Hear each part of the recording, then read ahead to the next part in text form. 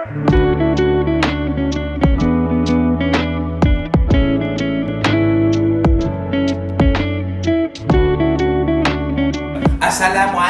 apa khabar? Saya Kek Mano ni. Dah Kek ada lah TV belakang.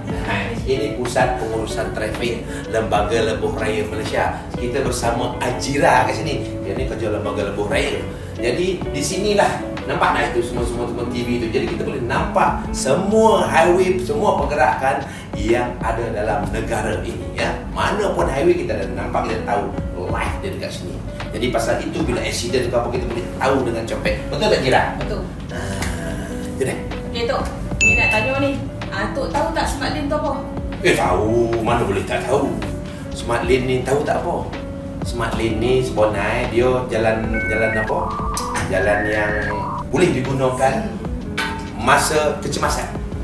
Bila jam kan, kalau jam kau jangan makan margarin, pakai margarin nak pakai jam.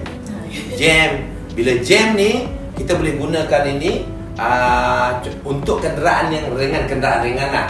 Makna bila nampak lampu hijau tu di lokasi-lokasi tertentu kita boleh lalu, boleh gunakan smart lane tu. Ya, especially bila kita macam bila musim cuti sekolah, bila hujung-hujung minggu perayaan memang akan jam jalan tu. Margarin tak boleh tolong dah jam dah semua kan. Jadi bolehlah digunakan lane tu. Betul. Lagi satu, kalau kita ni nak lalu smart lane tu, kalau boleh bawa lah slow-slow. Ya betul. Pasal kita laju-laju kan kita dengan motor lagi. Kita kongsi, kan? kita kongsi dengan motor. Kesian motor tak. Okey tu. So maknanya Atuk memang tahulah. Kadang-kadang orang tak tahu tu smart lane tu apa. Tu kita kena beritahu. Tapi sebenarnya memang banyak orang tak tahu ni. Memang banyak tanya lampu klik dua itu makna yang boleh dah tu. Jadi banyak orang tak tahu. Memang banyak orang tak tahu. Memang kita harus war-warkan pondok ini supaya mereka tahu. Tapi janganlah lori udang-udang pula lalu pula. Yang ringan saja. Kadang-kadang lori pula ambil kecemasan, ambil ketempatan lalu ke situ dah dihempang dengan jalan tu. Tak boleh. Dia yang ringan saja.